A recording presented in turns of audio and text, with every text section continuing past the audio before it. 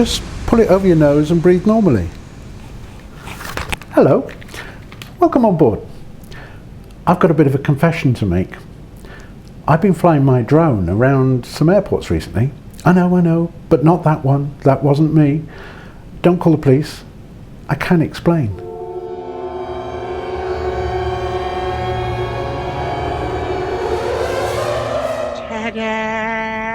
Now, I'm not one for conspiracy theories. There's plenty of those all over YouTube already. And I was trying really hard not to talk about this whole drones at Gatwick thing. But now this is losing me work. This whole fiasco is costing me money. Not to mention what it makes the UK look like. We look like a bunch of idiots. You see, I was employed to fly my drone at a couple of UK airports completely legally and with all the CAA permissions. Unfortunately, I can't show you that footage. I was working for other people and they own it. One was for a TV show that hasn't gone out yet, and the other was more of a corporate project. But I can demonstrate, with the aid of my simulator, the sort of shots I was able to record. I've loved aircraft all my life, and I enjoy flying my drone. So these are dream jobs for me. I'm like a pig in shit. And now it's all stopped. It's all stopped for no other reason than the way the public is now likely to react when they see a drone at an airport.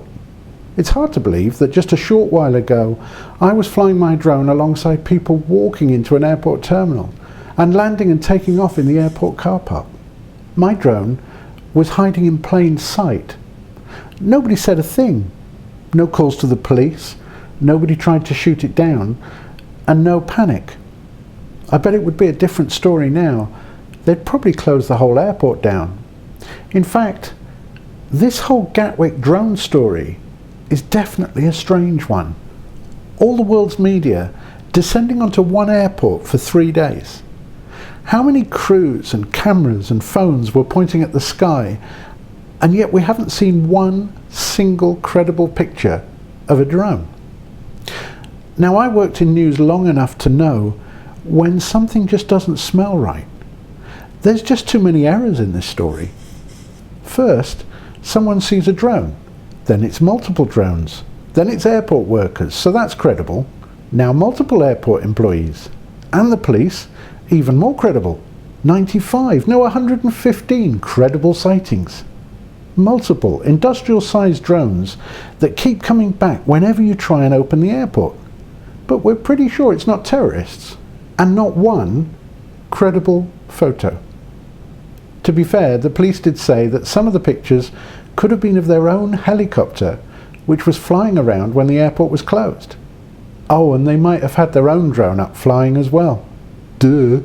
Chris Woodruff, Gatwick's chief operating officer, said that at least one of the drones was a heavy industrial model, and definitely not one of the standard off-the-shelf type drones. And he should know because he's quoted on the government website announcing the new UK drone laws, published in the summer. Yes, that's 6 months before the Gatwick event.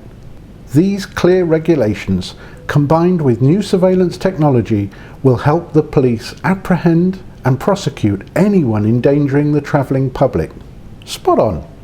Nailed it.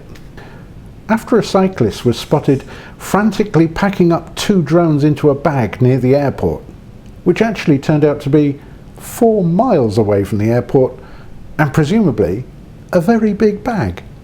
We had the miserable arrest and 36 hours of detention for 2 people whose only severe crime appeared to be the love of radio-controlled models. What else are you supposed to do to while away the long winter nights in Crawley? Nobody comes out of this very well. The media, the police, even the so-called drone experts. I've never heard so much bull quoted by so few. Now, I don't think there's a conspiracy to close the airport intentionally, but I definitely think we've not been told the full story about what's been going on with these drones. And can you hear that? That's the sound of everything going quiet. There was a little bit of action. About 10 days after Gatwick, they closed Heathrow, only for a few hours.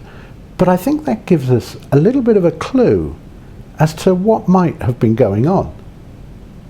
One of the Heathrow sightings was from a BBC cameraman as he was driving around the M25 motorway past Heathrow. Bit disappointed the cameraman can't take a photo, but hey, he's driving, and that would be illegal.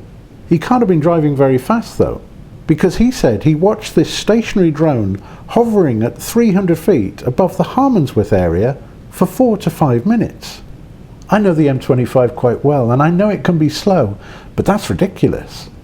And Harmondsworth, that's over 1 kilometre away from the M25. Even the airport perimeter fence is 650 metres away from the M25 at its closest point. Luckily, we're saved by the Mail Online, who've actually got some pictures of what sounds like the same drone. At last! I had been watching the disruption on the news, and I looked out of the window and saw a drone. I knew it was one straight away. It was hovering and then zooming around the perimeter and then towards the terminal buildings. I'd say it was circling for around 5 minutes in total, and that definitely sounds like the same drone. Mr. Unhawa, who lives two miles away from Britain's busiest airport in Stanwell. Seriously?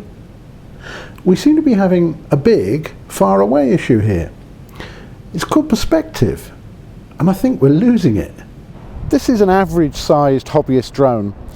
Let's take it off and see what it looks like on a video on your phone.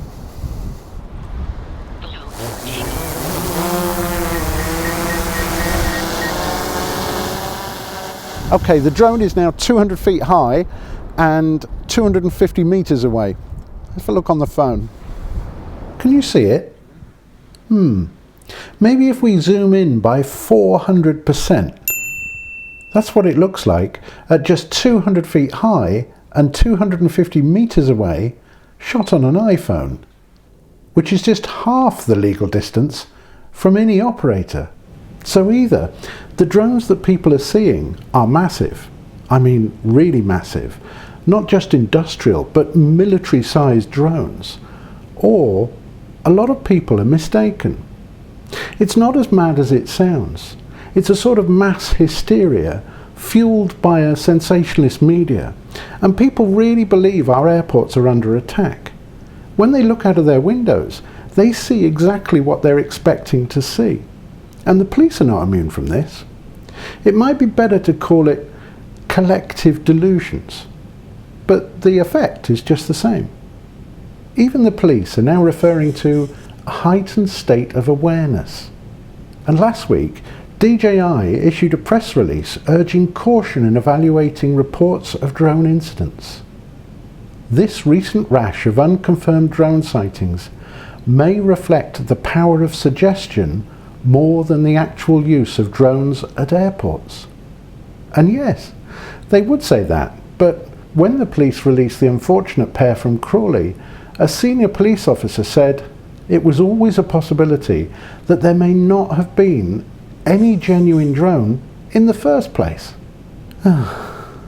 So why am I doing a video about last year's news now? Well, this week I saw a little piece about somebody being arrested for flying a drone in a field near Heathrow. And if this is true, that would be a monumentally silly thing to do. But interestingly, he's accused of flying over 2 weeks before they closed Heathrow. And they've charged him with flying without the permission of air traffic control.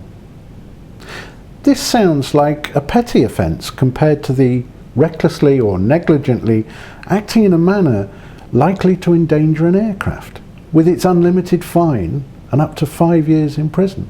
So clearly, this isn't the drone we're looking for. There are some people who want to use the media hype around drones to attack legitimate operators. The real morons. Those that think the answer to anything they don't like is to ban it. The We Need More Laws brigade.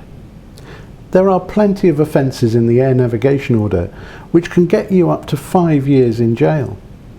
There's also the Aviation and Maritime Securities Act 1990, which can give you lifetime imprisonment for endangering the safety of civil aviation.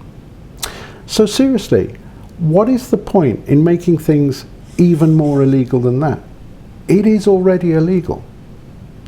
I totally understand that we need clear rules for drones, and it's probably a good idea to increase the no-fly zone around major airports.